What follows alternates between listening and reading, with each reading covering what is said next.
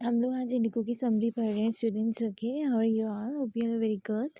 Okay, so let's start a video. Okay, so जो Indigo chapter है वो महात्मा गांधी जी के बारे में है, जिन्होंने पीजेंट्स के लिए फाइट किया था।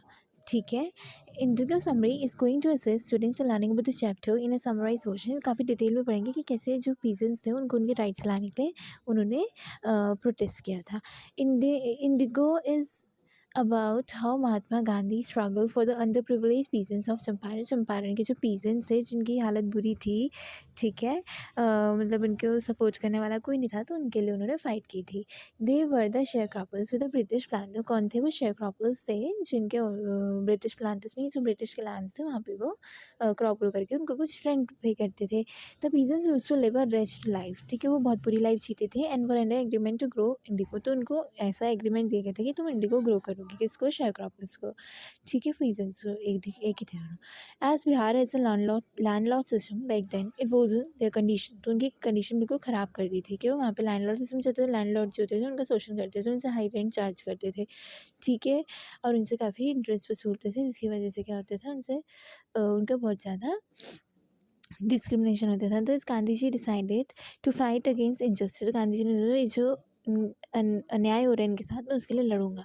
ही waged a war which lasted for year to tackle the discrimination and got justice for the peasants. तो वो लोग जो गांधी जी हैं और वो सब हैं पीसेंट्स, वो लोग लड़ते हैं डिस्क्रिमिनेशन जो हो रहा है उनके साथ, उसके लिए पूरे 1 साल तक उनकी लड़ाई चलती है और उसके बाद उनको जस्टिस मिल जाता है।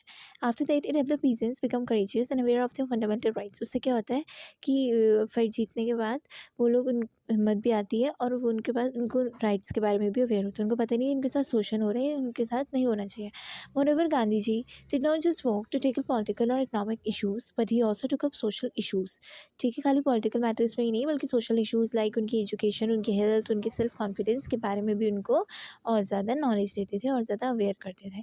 Okay, next is this story set in 1916 where Gandhi shape up to bunch of poor peasant from Japan.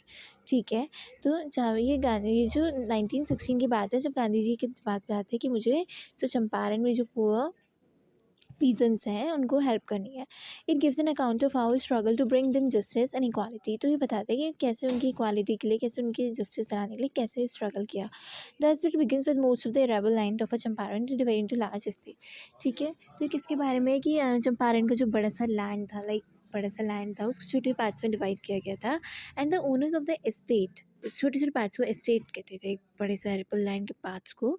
The owner of the estate are English man and the workers are Indian. ठीक है, तो workers कौन थे? हमारे हिंदुस्तानी थे और owner Britishers थे। तो ब्रिटिशर तो चालू होते थे, वो क्या करते थे, we land the chief commercial crop on this land is इको। तो इंडिगो क्रॉप उनको चाहिए होती थी अपने बिजनेस के लिए। तो moreover we also see that the land laws compel all the tenants to plant 15% of the indigo and submit the whole harvest in the form of rent. ठीक है, तो उनसे क्या कहा था कि 15% ऑफ इंडिगो तो तुम अपनी ग्रो कर लो क्रॉप में, वो तुम्हारी, बाकी जितना भी तुम ग्रो करोगे वो सब तुम रेंट के फॉर्म में उन्हें दोगे। उनके साथ ये अन्याय होता था। The tenants are under a long term agreement to do so. Okay, so जो टीनेंस थे वो लोगों ने उनको एग्रीमेंट साइन किया था और जिसमें उन्हें ये सब करना पड़ा, इसे फॉलो करना पड़ा उनको।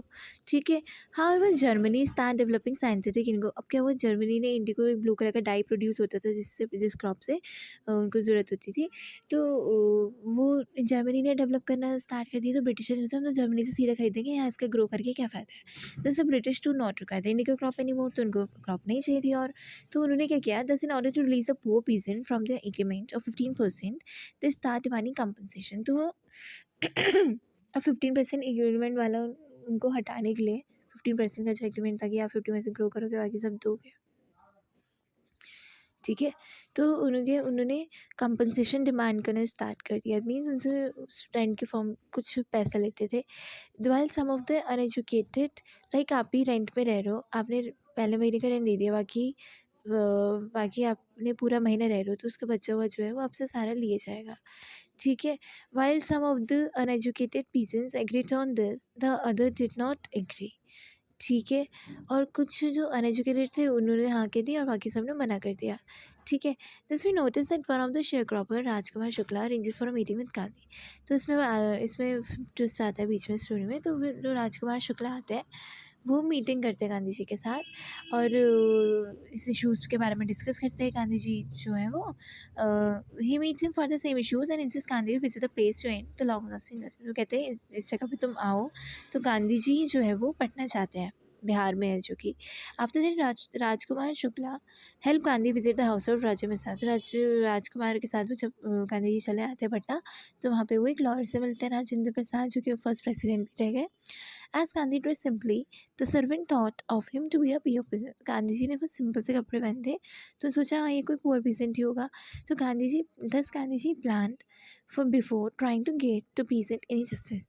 ठीक है, गांधी जी ने डिसाइड कर लिया था कि उनको जस्टिस दिलानी है, तो उसके लिए उनको ऐसे पीसेंट बन के जाना पड़ेगा, क्योंकि जो ब्रिटिश गवर्नमेंट थी वो लोग ऐसे कोई भी प्रोटेस्टर को पनिश कर रही थी, कोई भी ऐसे नेशनलिटीज़ और प्रोटेस्टर को पनिश कर रही थी, जिस वजह से उनको सिंपल से रूप लेके जाना पड़ा।